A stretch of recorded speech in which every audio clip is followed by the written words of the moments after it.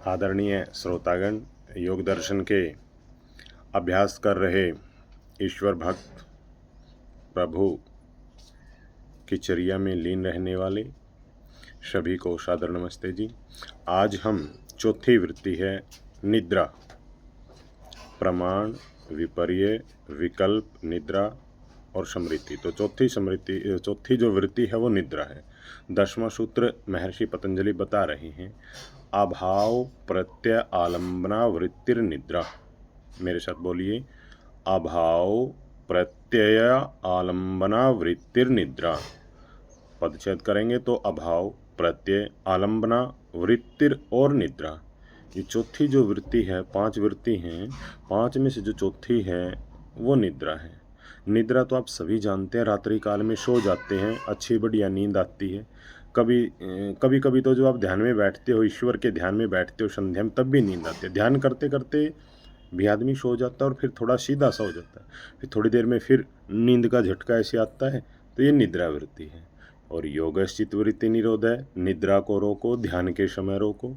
जैसे प्रमाण वृत्ति बताई थी, प्रमाण वृत्ति व्यवहार काल में लाभ उठाने के लिए कहा था। भाई प्रमाण वृत्ति से लाभ उठा लो, पानी को देखकर पी लो, भोजन को देखकर खा लो, उपासना में बंद रखो। और प्रत्यक्ष प्रमाण, अनुमान प्रमाण, आगम या शब्द प्रमाण का व्यवहार काल में लाभ उठाना था और उपासना काल में बंद रखने के लिए कहा था। यही बात निद्रा के विषय में है। 6-7 घंटे सोना, उसमें निद्रा को नहीं रोकना। अब 6-7 घंटे सोना, परंतु जब आधा घंटा, 1 घंटा या अधिक जब आप ध्यान में बैठें तो उस समय निद्रा को रोकना। उस समय नींद नहीं आनी चाहिए। नींद आई तो ईश्वर छूट जाएगा। 2 काम एक साथ नहीं हो सकते, एक समय में एक ही काम होगा। उस समय ध्यान उपासना में नींद नहीं आनी चाहिए। आती है तो क्या करें? आती है तो पानी छिड़कें, आचमन कर लो, पानी पी लो, थोड़ा टहल लो, थोड़ा मुंह पर भी छिड़क लो, सावधान होकर के बैठो, कमर सीधी करके बैठो। प्राय लोग झुक कर बैठते हैं।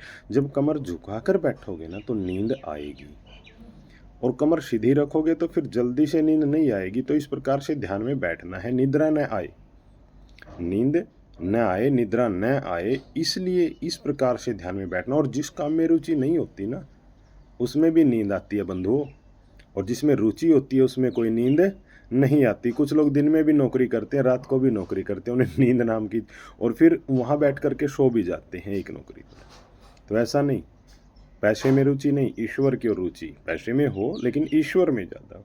हम और आप देखते हैं कि लोग सत्संग में आते हैं, कक्षा में भी कई बार ऐसा होता है, पीछे बैठ जाते हैं और सो जाते हैं। वो सोने के लिए जाते हैं या आते हैं क्या सत्संग में? कक्षा में कई बार विद्यार्थी पीछे बैठ जाता है, सत्संगों में भी आते हैं, और दूसरे के पीछे से छिप करके बैठ जाता है, जैसे वो दिखाई नहीं देता हो। वो पीछे पीछे बैठते हैं। वो सोचते हैं अगर हम आगे बैठ गए तो हमें जगा देंगे, फिर हम सो नहीं पाएंगे। वो सोने का लाभ लेने के लिए पीछे सीट पर बैठते हैं, वहाँ जाकर बैठते हैं और आराम से सो पाते हैं। हम आपको सोने नहीं देंगे, बीच बीच में हम जगाते रहेंगे। विद्यार्थी को जगाना ही चाहिए। हम भी विद्यार्थी हैं, हमारे गुरु भी हमें जगाते हैं, तो हम भी आपको जगाएंगे। बीच बीच में मजाक करने वाली, हंसाने वाली एक बात अलग है, चुभने वाली बात भी करते हैं तो उससे आपको नींद नहीं आती। और कभी कभी प्रश्न भी पूछ लेते हैं गुरु, तो नींद गायब हो जाती है। तो निद्रा जो है वो 6-7 घंटे सो जाए रात्रि में, उपासना में नींद नहीं आनी चाहिए। एक सिद्धांत, उपासना में नींद नहीं आनी चाहिए, उस समय सावधान रहें। तो सूत्र क्या कह रहा है? अभाव, अभाव का मतलब न होना, भाव का मतलब भू धातु होना, और किसका न होना? 2 स्थितियों का न होना। मोटी मोटी 2-3 अवस्थाएं हैं, मोटी मोटी सी 3 अवस्थाएं हैं, जागृत अवस्था, स्वप्न अवस्था, सुसुप्ति, सुसुप्ति जिसको हम कहते हैं, तुरीय पद भी आती है। ये 3 शब्द सुने हैं ना, पहली जागृत अवस्था, दूसरी स्वप्न अवस्था, तीसरी सुसुप्ति, और एक तुरीय पद की लगा समाधि, ऐसा है। तो यहाँ सुसुप्ति की बात चल रही है, निद्रा की बात चल रही है। सुसुप्ति निद्रा एक ही बात है। 3 में से एक स्थिति हो सकती है, या तो जागृत, या स्वप्न, या सुसुप्ति। अब बात चल रही है सुसुप्ति की, निद्रा की। तो जब निद्रा होगी तब ये 2 नहीं होंगी, न जागृत होगी न स्वप्न होगी। जागृत व स्वप्न का वहाँ अभाव होगा। जब जागृत अवस्था भी नहीं हो, स्वप्न अवस्था भी नहीं हो, तो स्थिति में आगे शब्द क्या है? प्रत्यय। अभाव के बाद प्रत्यय, और प्रत्यय का अर्थ है ज्ञान या अनुभूति। वृत्ति के अर्थ में बताया था अनुभूति, वृत्ति का अर्थ अनुभूति बनेगा यहाँ। तो जब जागृत भी नहीं है, स्वप्न भी नहीं है, तो तीसरी अवस्था है, उस समय भी व्यक्ति को अंदर अनुभूति होती है। क्या अनुभूति होती है? जब आपको रात को अच्छी नींद आती है तो कैसी अनुभूति होती है आपको?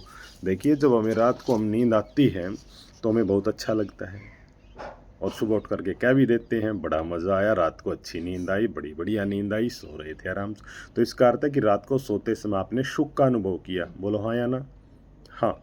और जब अच्छी नींद आती है तो व्यक्ति सुख का अनुभव करता है। ये है प्रत्यय, अभाव प्रत्यय। उस समय जो अनुभूति हुई सुख की, और कभी कभी मच्छर भी काट जाते हैं, बिजली चली जाती है, पंखा कूलर एसी आदि आपके बंद हो जाते हैं, तो नींद अच्छी नहीं है, बस ऐसे ही करवटें बदलते रहते हैं। फिर सुबह उठकर कहेंगे जी रात को मज़ा नहीं आया, नींद अच्छी नहीं आई, बस ऐसे ही करवटें बदलते रहे, टाइम पास करते रहे।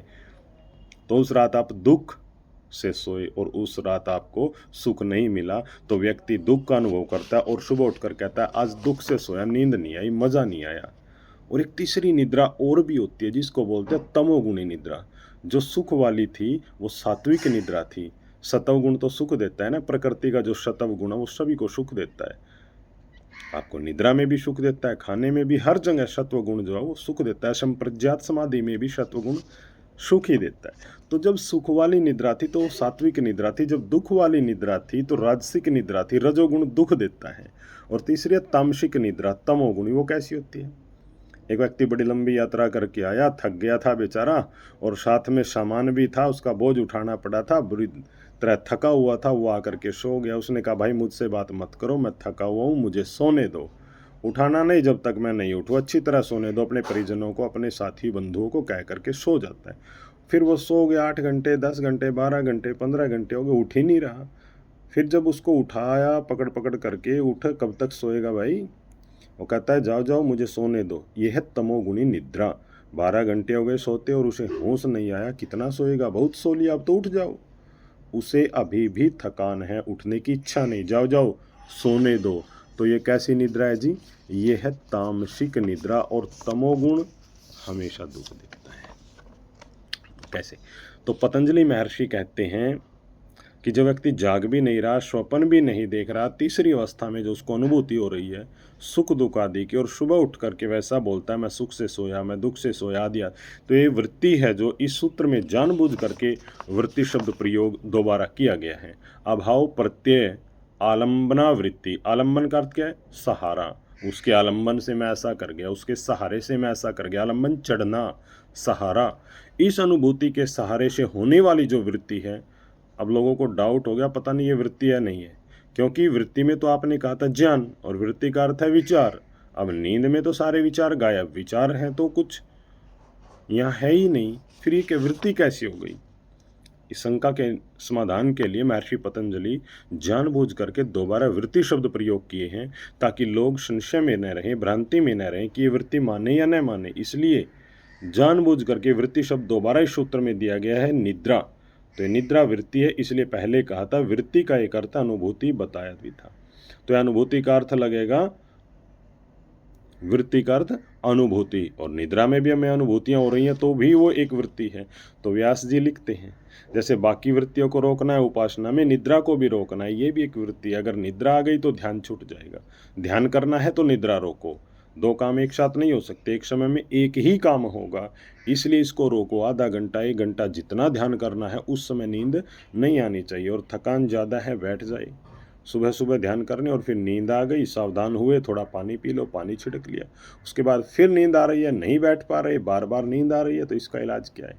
आधा घंटा सो जाओ, ध्यान को करो बंद, पहले सो जाओ, विश्राम हो जाएगा, फिर दोबारा बैठो। अर्थात ध्यान के समय निद्रावृत्ति को रोकना है। ये है योगश्चित वृत्ति निरोध है। हमारे आदरणीय सत्य श्री स्वामी विवेकानंद परिव्राजक जी से हम सुनते रहते हैं, वैसा ही अनुभव करते रहते हैं, आपको बताते रहते हैं। धन्यवाद, नमस्ते जी।